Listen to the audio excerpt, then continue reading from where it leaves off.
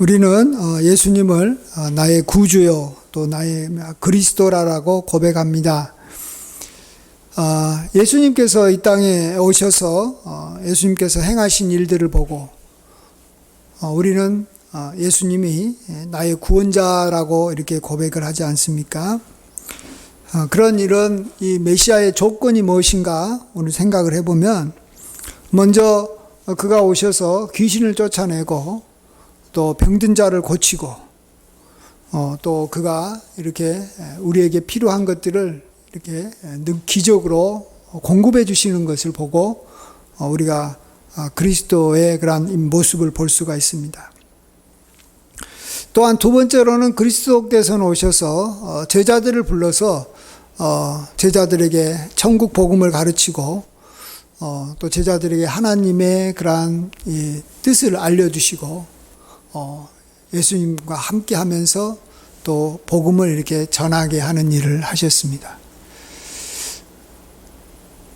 그러면서 이제 예수님께서는 자신이 그리스도이심을 또 십자가에서 자기의 보혈로 하나님께로 갈 수 있는 그러한 구원의 길을 열어주셨습니다. 그래서 예수님은 우리의 길이 되셨습니다. 하나님께로 가는 길이 되고 또 천국의 진리를 깨닫게 해주시고 또 우리에게 귀한 생명을 주셨지 않습니까? 그래서 예수님은 우리의 길이요 진리요 생명이 되십니다. 그래서 우리는 예수님을 나의 주요 또 나의 그리스도라고 고백을 합니다. 세례 요한이 옥에 갇혔을 때 그 마음속에 예수님이 지금 이 메시아인가에 대한 의심이 들었습니다. 오신다고 구약에서 약속한 메시아인가 아닌가 의심이 들었습니다. 그래서 제자들을 통해서 정말 당신이 앞으로 오신다고 한 이 메시아가 맞습니까? 라고 물어보게 했지 않습니까? 그때 예수님께서 주신 대답이 이러합니다. 맹인들이 보고 못 걷는 사람이 걸으며 나병 환자가 깨끗함을 받으며 못 듣는 자가 들으며 죽은 자가 살아나며 가난한 자에게 복음이 전파된다라는 것이죠. 예수님께서는 이 일을 행하셨습니다. 또 제자들을 불러서 복음을 이렇게 또 그를 대신해서 전하게 하셨습니다. 우리가 이러한 예수님을 믿음으로 우리는 구원을 얻었고 또 구원을 얻은 것에 대해서 이 확신을 가져야 됩니다. 그러한 것을 구원의 확신이라고 하는데, 우리는 구원의 확신의 이 근거를 어디서 찾아야 되냐 그러면 하나님의 말씀에서 찾아야 됩니다. 구약에서 예언한 그러한 그리스도가 그 신약의 말씀을 통해서 그대로 성취된 것을 보고 우리는 그분이 바로 예수님이시라고 말씀하시기 때문에 나는 그분을 믿어서 구원을 받았다, 영생을 얻었다라고 확신하는 것입니다. 우리가 구원의 확신을 갖는데 우리가 가장 많이 쓰는 그 애화가 뭐냐 그러면 기차 애화입니다. 기차는 크게 세 부류로 이렇게 분류가 되는데, 맨 앞에서 기차를 이끄는 것을 기관차라고 합니다. 그것은 하나님의 여기 말씀을 말하고 있습니다. 변하지 아니하는 신구약의 말씀. 그 다음에 이 기관차가 이제 이끌고 있는 중간에 있는 이 사람들이 타는 객실이라는 게 있습니다. 객차가 있습니다. 그것은 우리의 믿음을 말합니다. 말씀에 대해서 믿는 것, 말씀이 예수님이 그리스도임을 보여주는 것을 우리가 믿는 것을 말하는 거죠. 그래서 말씀이 있고 그 말씀에 따른 믿음이 있는 겁니다.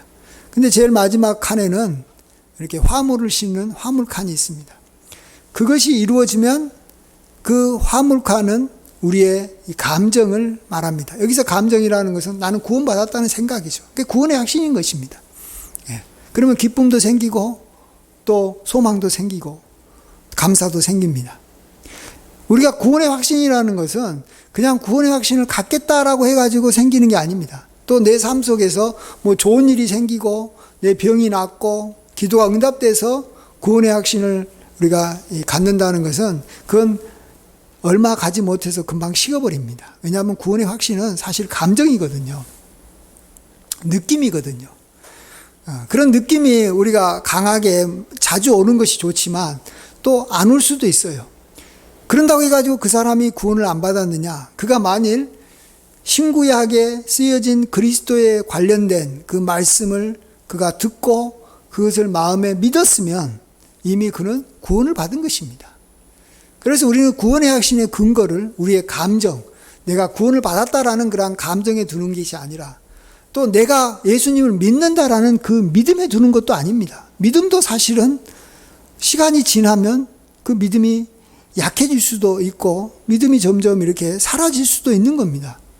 그렇지만은 영원히 변하지 않는 것이 하나님의 말씀인 것입니다. 그래서 오늘도 보시면 이러한 예수님께서 행하신 것이 그냥 행하신 것이 아니라 17절에 보면 선지자 이사야를 통해서 하신 말씀에 우리의 연약한 것을 친히 담당하시고 병을 짊어지셨도다라고 말씀하셨는데, 그리스도가 오셔서 그런 일을 하신다고 말씀하셨는데 이것이 이루어지게 합니다라고 말합니다. 예수님을 통해서 이루어진 것을 신약의 말씀에서 우리에게 보여주는 것입니다. 그래서 우리는 우리의 믿음의 이 대상을 이러한 말씀에 두고, 당연히 그렇다면 또 그 믿음으로 인해서 생기는 구원의 확신도 말씀의 근거를 두고 우리가 구원받았다라는 것을 확신해야 됩니다. 말씀은 변하지 않고 영원합니다. 정말로 썩지 아니하고 영원한 생명이 있는 이 말씀이 우리에게 주어져서 우리가 그 말씀을 믿어서 우리가 구원을 받았다라는 것이 우리의 구원을 얼마나 우리가 잘 확신할 수 있고 또 감정과 상관없이 우리가 구원받았음을 우리가 알면서 살아가게 합니다. 그런 면에서 오늘 말씀도 이 말씀을 가지고도 내가 구원의 확신을 가질 수 있는 겁니다. 그 다음에 이렇게 이제 우리가 구원을 받았으면 그 다음에 이제 우리가 해야 될 일은 예수님을 따르는 것입니다. 예수님을 따르는 제자의 삶은 어떤 이런 목회자나 또 교회나 중직자들만 하는 게 아니고 구원을 받은 모든 사람은 예수님을 따르는 삶을 살아야 됩니다. 예수님을 따르는 삶을 살면서 하나님의 뜻을 알아가고 하나님을 알아가고 하나님과 동행하고 또 우리가 방금 살펴봤던 대로 예수님께서 귀신을 쫓아내고 또 병도 고쳐주시고 또 우리의 모든 문제들을 해결해 주시는데 그러한 축복을 예수님을 따르는 사람만이 누리는 것입니다. 예수님을 따르는 사람이 예수님과 함께함으로 예수님으로부터 복을 받는 것이지 예수님을 따르지 않고 세상으로 가버리고 자기 마음대로 가는 사람이 어떻게 예수님께서 베푸시는 그러한 이런 좋은 그러한 축복들, 우리의 병을 짊어지시고 또 우리를 이렇게 우리의 연약한 것을 친히 담당하시는 그러한 축복을 누릴 수 있겠습니까? 그래서 우리는 영육간의 축복은 우리가 주님을 끝까지 따를 때 또 따르는 과정에서 누리는 줄 믿습니다. 자, 그러면 우리가 이제 주님을 따를 때 두 가지 면에서 주님을 따르는데 어떤 이 고비를 넘어가야 됩니다. 먼저 주님께서 이야기하시는 것은 첫 번째 한 서기관이 예수님께 와서 선생님이 어디로 가시든지 저는 따르겠습니다 라고 했습니다. 근데 이 사람은 이제 따르겠다라는 이제 생각으로 예수님을 따라왔습니다. 따르겠다라는 것입니다. 근데 따르는 사람에게 필요한 것은 뭐냐 그러면 앞으로 어떤 어려움이 올지를 알아가지고 그 어려움이 와도 그것을 극복하면서 나아가야지만이 끝까지 따르는 것입니다. 그러니까 예수님을 따르는 사람한테 필요한 것은 지속적으로 따르는 것이 있어야 되는데 어떻게 하면 지속적으로 따르냐를 이 서기관에게 가르쳐 주고 있습니다. 그 다음에 이제 두 번째 제자, 두 번째 사람은 이 누가복음에서는 그 사람을 보고 예수님께서 나를 따르라고 직접 이야기합니다. 근데 그 사람이 거부를 합니다. 내가 먼저 가서 내 아버지를 장사하게 허락해 주십시오 하면서 지금은 못 따르겠다. 근데 결국 보면은 따르지 않겠다라는 것입니다. 그런 사람은 또 어떻게 해서 주님을 어떻게 해서든지 따라야 되는 것입니다. 예. 우리가 주님을 따르면은 참 이 마음에 부담도 되고 어떤 두려움도 있고 뭔가 이렇게 손해 볼 것 같은 생각이 들었을 때 그것을 극복하고 주님을 따라야 됩니다. 예. 그래서 그 주님을 따르는 방법을 또 주님은 가르쳐 주는데, 먼저 우리가 생각해 보고 싶은 것은 이겁니다. 주님을 따르려고 생각했던 사람이 지속적으로 주님을 따르려면 알아야 되는 것이 있습니다. 그게 20절에 나와 있습니다. 먼저 그걸 20절 같이 한번 한 목소리 읽어보겠습니다. 시작. 예수께서 이르시되 여우도 굴이 있고 공중의 새도 거처가 있으되 인자는 머리 둘 곳이 없다 하시더라. 예. 여우도 굴이 있습니다. 이제 낮에 나가서 먹잇감을 이제 쫓고 얻고 난 다음에 저녁이 되면 굴에 들어가서 쉽니다. 또 공중의 새도 이렇게 날아다니다가 이제 저녁이 되면 또 자기의 거처로 이렇게 돌아옵니다. 그런데 인자는 머리 둘 곳이 없다라는 말을 합니다. 모든 사람들에게는 당연히 쉴 곳이 있어야 됩니다. 예. 머리 둔다라는 것은 쉬고 잠자는 거 아니겠습니까? 근데 예수님은 쉴 곳이 없다라는 말을 합니다. 근데 이것을 의미를 잘 알면 우리가 끝까지 주님을 따를 수 있습니다. 이건 뭘 의미하냐 그러면, 예수님을 따르는 것에 있어서는 우리가 생각하는 그러한 쉼, 우리가 이 세상에서 육신이 살아가는 그러한 쉼과는 다른 하나님만이 주시는 그러한 안식과 쉼이 있다라는 것을 우리가 알고 그것을 우리가 경험해야지만이 우리가 끝까지 주님을 따를 수 있다라는 것을 말합니다. 많은 사람들이 주님을 따를 때 내가 생각하기에 어떤 안정적인 거, 쉴 수 있는 거, 내가 이렇게 붙잡을 수 있는 거, 이런 것들이 주어진다면 나는 그것을 바라보고 주님을 따르겠습니다. 이런 생각으로 주님을 따릅니다. 어떤 사람은 건강을 위해서 따르고, 어떤 사람은 재물을 바라보면서 따르고, 어떤 사람은 명예를 바라보면서 따르고, 또 어떤 사람은 마음에 어떤 이렇게 평강을 위해서 따르고, 여러 가지 목적으로 주님을 따를 것입니다. 근데 그런 것들이 어떤 경우에는 실질적으로 안 주어질 수도 있는 것이고, 또 주어진다 할지라도 계속 주어지지 않을 수도 있습니다. 그렇게 되면 우리가 주님을 따르다가 주님을 따르는 것을 놓고 포기해버릴 수가 있습니다. 이럴 때 하나님께서는 우리에게, 또 우리를 따르게 한 우리 주님께서는 우리에게 약속하신 것이 뭐냐 그러면, 우리가 주님을 계속해서 따른다면 우리에게 하나님께서 주시는 그러한 쉼을 주시겠다라는 겁니다. 안식을 주시겠다라는 것입니다. 근데 여러분, 하나님이 쉼과 안식을 주시겠다라는 것에는 단지 그냥 우리가 잠잘 수 있는 어떤 거처를 마련해 주겠다, 집을 주겠다, 이런 것이 아니라, 여러분, 쉼을 얻는다는 것은 뭘 의미합니까? 모든 것이 다 갖추어졌다라는 것입니다. 기본적인 그러한 것이 주어졌다라는 것입니다. 우리가 쉬고 하려면 이 위험한 곳으로부터 우리가 벗어나 있어야 됩니다. 전쟁 중에 있거나 이러면 쉴 수가 없습니다. 또 먹을 것이 너무 없어요. 배고픈 사람은 쉴 수가 없습니다. 또 어떤 사람이 자꾸 자기를 갖다가 이렇게 뒤쫓아와가지고 괴롭히고 이렇게 스토킹하고 힘들면 어떻게 합니까? 우리가 쉴 수가 없는 것입니다. 예.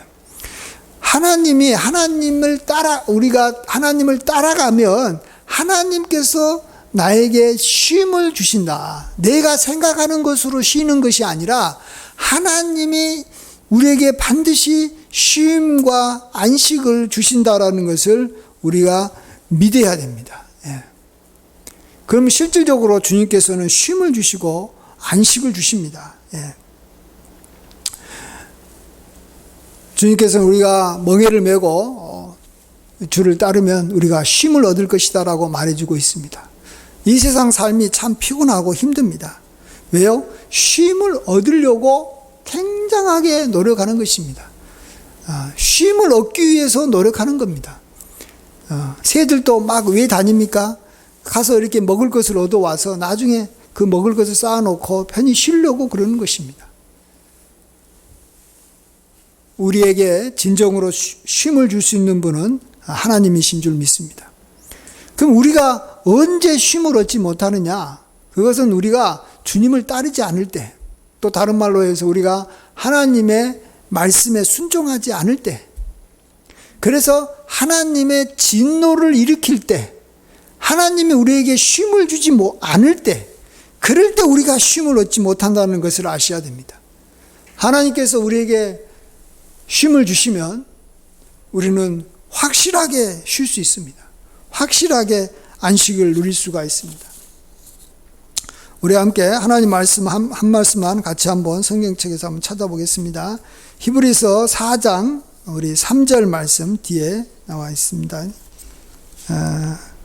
357쪽 히브리서 4장 3절 찾으셨어요? 356쪽. 예. 우리 한번 4장 3절 같이 한번 읽어보겠습니다. 시작. 이미 믿은 우리들은 저 안식에 들어가는도다. 그가 말씀하신 바와 같으니 내가 노하여 맹세한 바와 같이 그들이 내 안식에 들어오지 못하리라 하셨다 하였으나 세상을 창조할 때부터 그 일이 이루어졌느니라. 예. 여기 보시면 우리 믿는 사람들은 안식에 들어간다라고 말하고 있습니다. 이걸 또 오늘 본문으로 말씀하면 주님을 따라가는 사람들은 안식에 들어간다라는 것입니다. 주님을 안 따라가면 주님께서 진노하십니다. 그러면 우리는 주님의 안식에 들어가지 못하는 것입니다. 또 그 뒤에 9절과 10절 말씀도 한번 계속 읽어보겠습니다. 시작. 그런즉 안식할 때가 하나님의 백성에게 남아있도다. 이미 그의 안식에 들어간 자는 하나님이 자기의 일을 쉬심과 같이 그도 자기의 일을 쉬느니라. 아멘. 이 주님께서는 6일 동안 일하시고 7일 날 안식하셨습니다. 쉬셨습니다. 그러면서 주님께서는 자신의 안식에 우리를 초대하십니다. 나를 따라오너라. 나를 믿어라는 것입니다. 나를 믿어라. 그러면 너희가 내 안식을 함께 누릴 수 있을 것이다 라고. 주님께서 쉬실 때 우리도 함께 쉬는 은혜가 있는 줄 믿습니다. 그래서 우리 그리스도인들이 주님을 따라가고 주님을 이렇게 순종하면서 나아가는 것이 힘들고 고통스러운 것이 아닙니다. 결국은 그래야지만이 쉬는 것인 줄 믿습니다. 사람들은 열심히 일해야지만이 쉴 줄 압니다. 어느 정도는 우리가 열심히 일하면 우리가 그곳에서 받은 그러한 이 봉급이나 그런 어떤 이 재물을 가지고 어느 정도는 쉴 수 있습니다. 그러나 그 쉼이 우리에게 온전한 쉼이 될 수가 없습니다. 돈이 많다고 해서 쉬는 것은 아니니까요. 어떤 사람들은 건강을 막 위해서 열심히 운동하고 또 이 건강한 삶을 살아야지만이 또 자기가 이제 남은 생애를 이렇게 편하게 지낼 수 있으니까 건강을 유지하려고 많은 돈과 또 노력을 투자합니다. 그래서 건강을 얻었다고 합시다. 그런다고 해가지고 그 사람이 정말 쉬겠습니까? 쉴 수도 있지만 또 다른 문제가 생기는 거예요. 마음에 여러 가지 고통이 오고 또 가정에 여러 가지 막 파탄이 일어나고 막 사람들로부터 이렇게 시달리면 잠을 못 자는 거예요. 쉬지를 못하는 거예요. 그러면 또 사람들과의 관계를 잘 맺으려고 참 많은 시간을 투자해서 함께 지내고 함께 뭐 일하고 함께 뭐 나의 좋은 것을 나눠주면서 인간관계를 막 맺으려고 막 굉장히 노력합니다. 예.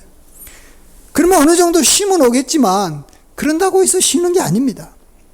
우리 인간은 진정 쉬려면은 우리가 주님을 따르는 삶을 살아야 됩니다. 주님께서 나에게 명하시면 나는 그 명한 대로 살겠습니다. 이렇게 생각하고 주님을 따르는 사람은 반드시 쉼을 주는 줄 믿습니다.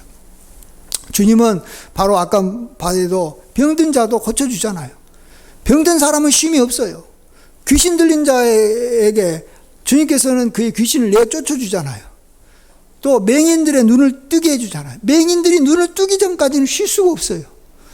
우리의 눈을 주님께서 뜨게 해주심으로 우리가 밝아져서 우리가 쉴 수 있는 겁니다.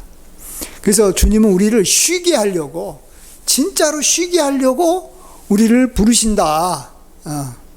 수고하고 무거운 짐진 자들아 다 내게로 와라. 내 짐은 쉽고 가벼우니라. 나의 멍에를 메고 내게 배우라. 그래야면 쉬리니. 우리가 진정으로 쉴 수 있다라고 말씀하고 있습니다. 그 구절이 여기 마태복음 여기 11장에 나와 있습니다. 제가 다시 한번 읽어보겠습니다. 수고하고 무거운 짐진 자들아 다 내게로 오라. 내가 너희를 쉬게 하리라. 나는 마음이 온유하고 겸손하니 나의 멍에를 메고 내게 배우라. 그리하면 너희 마음이 쉼을 얻으리니 이는 내 멍에는 쉽고 내 짐은 가벼움이라 하시니라. 아멘. 그래서 주님을 따르는 삶은 결국은 쉬는 삶이다. 이것을 알고 그것을 얻으려고 계속해서 주님을 따르는 사람은 끝까지 주님을 따를 수 있습니다. 그래서 새도 제대로, 새들도 이렇게 이 거처가 있어서 쉬고 여우도 굴이 있어서 쉬지만 인간의 그러한 주님을 따르지 않고 살아가는 사람은 결코 쉴 수가 없는 겁니다. 하나님이 주시는 그러한 쉼으로만 쉴 수 있는 것이기 때문에 우리가 멍에를 메고 주님께 나아가서 배우면서 따를 때 우리는 마음에 쉼을 얻으면서 사는 것이고, 또 쉰다라는 것은 모든 영과 혼과 육과 모든 조건과 모든 환경을 가장 아름답고 조화롭게 주님께서 알아서 다 해결해 주시겠다라는 것입니다. 우리가 그것을 믿고 그걸 경험하면서 우리가 주님을 따르는 것이 얼마나 참 복되고 아름답고 귀한지 모르겠습니다. 자, 근데 이렇게 좋은 이렇게 주님을 따르는 삶을 어떤 또 제자 중에 한 사람은 주님께서 따라와라. 좋으니까, 이 좋은 것이 있으니까 따라와라. 내가 너를 쉬게 해줄 테니까 따라와라 했는데, 먼저 가서 내 아버지께 장사하게 허락해 주십시오라고 말합니다. 우리가 이 말이 주님을 따르지 않겠다라는 말이라는 걸 알아야 됩니다. 어떤 사람은 이걸 좀 오해해가지고, 아니 지금 아버지가 죽어가지고 장사하려고 하는데 그것도 못하게 하는 거냐, 정말로 이게 좀 너무 심한 거 아니냐, 이렇게 생각할 수도 있습니다. 그리고 또 이걸 또 이용해가지고요, 제가 옛날에 있었던 선교단체에서는 가족 간의 관계를 이렇게 끊으라고 하는데 이 구절을 많이 이용합니다. 야, 주님께서 죽은 자들이 장사하게 하고 너는 따르라고 했으니까 너는 이 가족들을 뭐 돌보거나 가족들과 함께 시간 보내지 말고 우리와 함께 주님의 일을 하자, 이런데 이 말씀을 이용합니다. 근데 이런 뜻이 아닙니다. 이것은 우리가 예수님의 그러한 의도는 그게 아닙니다. 우리가 이 유대인들의 이 장례를 잘 몰라서 그러는 겁니다. 이 사람은 처음부터 주님을 따를 생각이 없어가지고 이 말을 한 겁니다. 왜 그러냐 그러면요, 유대인들은 장례를 우리들이 하는 장례하고는 다릅니다. 유대인들의 장례가 뭐냐 그러면, 우리는 이제 장례가 죽은 사람을 이렇게 입관해가지고 그 다음에 이제 땅에 묻는 하관을 통해서 이제 장례식을 하지 않습니까? 땅에 묻은 것으로. 그래서 한 3일이면 거의 장례가 끝납니다. 길어봤자 4일, 5일밖에 안 걸립니다.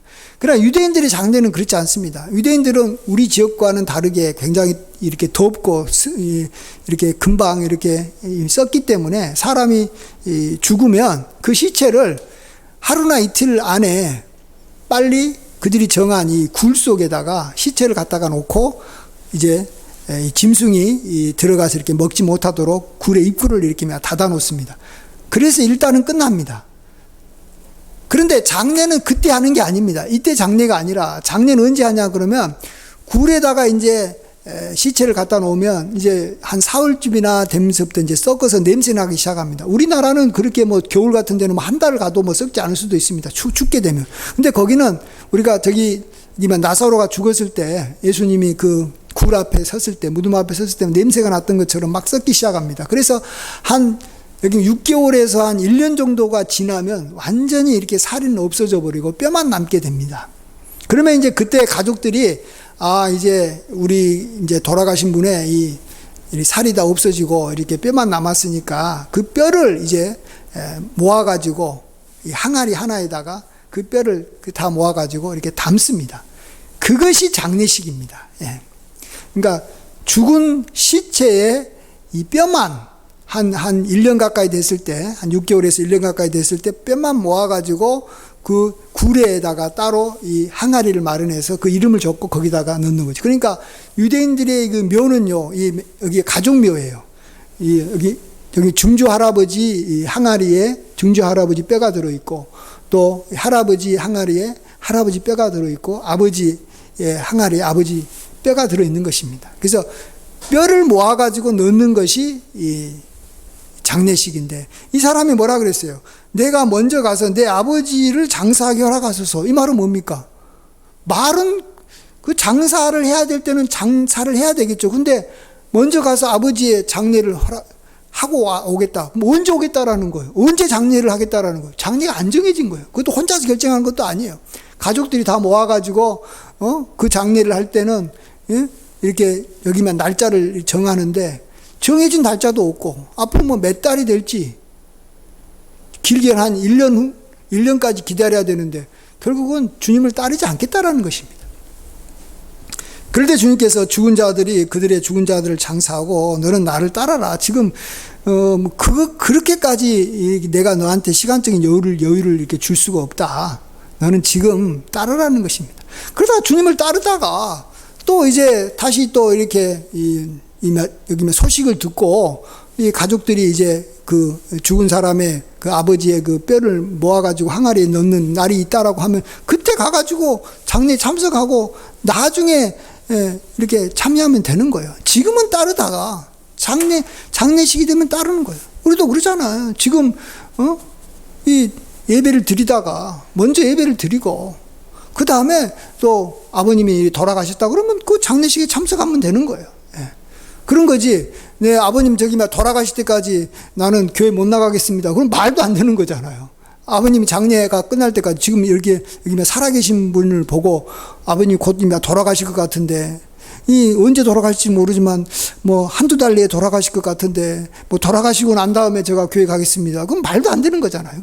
그것 이상으로 이 사람이 그런 말 하고 있는 거예요. 그래서 우리가 주님을 따르는 것에서 우리가 핑계를 대지 말고 주님을 하나님께서 따르라 하면, 하나님께서 우리에게 교회에 나와서 예배 드리라고 하면 예배 드리라는 거죠. 그러다가 뭐 가족의 어떤 이 대소사 문제가 있으면 그때 가서 가족 일에 참여하고 그러는 것이지, 아예 가족 일은 완전히 저기만 제껴놓고 온전히 그냥 주님만 따르는 것이다, 이런 게 아닌 것입니다. 이 베드로도 주님 따르다가 장모가 여기 열병에 들었으니까 예수님을 불러가지고 이 장모의 병을 낫게 해주지 않습니까? 그런 것이지 무슨 모든 걸 다 버리고 그냥 주님만 따라가지고 가족과의 관계가 다 없어지고 뭐 깨지고 뭐 그런 것이 주님을 따르는 것이 아니라는 것입니다. 물론 어떤 요즘 이렇게 특정한 기간에 여기 1-2년 정도만 어떤 특별한 훈련을 받을 수도 있겠지만, 그런 건 좀 예외적인 것이고, 또 훈련 중에서도 언제든지 또 가족들과 함께 하는 것이고, 가족들과 함께 우리가 훈련을 받을 수도 있는 것입니다. 그래서 우리는 주님을 따르는 삶, 이러한 따르는 삶을 통해서 우리는 진정 우리가 하나님께서 예비하신 그러한 안식에 들어가는 것입니다. 우리가 주님을 따라가겠다. 주님이 우리가 찬송가 440장 우리 교회 찬송가론들 부르듯이 어디든지 예수님께서 나를 부르면 어디든지 내가 주를 따라가겠다. 이런 마음으로 따라가야 됩니다. 왜? 주님을 따르는 것은 나에게 복이니까요. 누군가가 나를 불렀어요. 안 따라간다. 그러면 뭐예요? 나에게 도움이 안 된다는 뜻이에요. 안 그래요? 어느 날 가는데 어떤 분이 나에게 전화해가지고 야, 나 좀 따라와라 그랬을 때 우리는 결정하는 거예요. 따르는 것이 좋으면 따르는 거고, 이렇게 좋지 않고 따르면 나에게 손해볼 것 같다 그러면 안 따르는 거예요. 그러면 주님을 안 따른다는 말은 주님을 믿지 못한다는 거예요. 주님이 나의 것을 빼앗아가는 분으로 생각한다라는 거예요. 여러분, 결코 그렇지 않습니다. 주님은 병든 자를 고쳐주고 귀신을 쫓아내고 얼마나 우리에게 오병이의 기적을 베풀어서 먹을 것이 없는 사람한테 먹을 걸 주시는 분이지, 하나님이 무슨 우리의 것을 뺏을 것이 뭐가 있습니까? 악한 마귀, 도둑들, 이런 것들은 우리 것을 뺏어가고 우리 것을 훔쳐가고 가져가지만 주님은 우리에게 죽은 자를 살려가지고 생명을 주시고 그 생명도 풍요롭게 살게 하시는 분이에요. 그러니까 주님이 나를 부르면 우리는 따라가면 되는 거예요. 예. 주님께서 우리에게 안식을 주시는 줄 믿습니다. 예. 모든 것이 갖추어진 온전한 안식을 우리가 주님을 따르면 누리는 거예요. 우리가 왜 못 누리냐? 자꾸 안 따르려고 그러니까 막 의심하면서 따르면 내가 뭔가 좀 손해볼 거라는 생각을 하니까 우리가 주님을 따르지 못해가지고 우리가 누리지 못하는 줄 믿습니다. 그래서 우리는 모두가 다 주님을 따르는 제자가 돼야 되는 줄 믿습니다. 예, 따르지 못할 이유가 하나도 없는 거예요. 예, 따르는 것만큼 우리에게 복이 되는 줄 믿습니다. 예, 내가 지금 받는 복은 주님을 따르는 마음의 정도, 그러한 어떤 그 실제적인 모습에 비례해서 내가 지금 안식과 축복을 누리는 것입니다. 더 열심히 따르면 더 많은 복을 얻는 것이고, 우리가 더 열심히 주님을 향해서 그래서 따라가는, 우리의 인생은 항상 주님을 따르는 인생, 마치 양이 이렇게 목자를 따라가면 따라간 만큼 먹을 것이 많아요. 양이 지 고집대로 피우고, 이거 목자가 가자 그러는데 안 따라가고, 여기에 먹을 것이 많은데 안 따라가겠다. 그러면 좀 있다가는 그 먹이가 다 사라지는 순간에 먹을 것을 찾지 못해가지고 안식이 없어지는 거예요. 심지어는 굶어 죽을 수도 있는 거예요. 따라가는 것만큼 살아있는 거예요. 따라가는 것만큼 우리가 편안한 줄 믿습니다. 목자가 없는 양은 피곤하고 곤비하고 방황하게 되는 것입니다.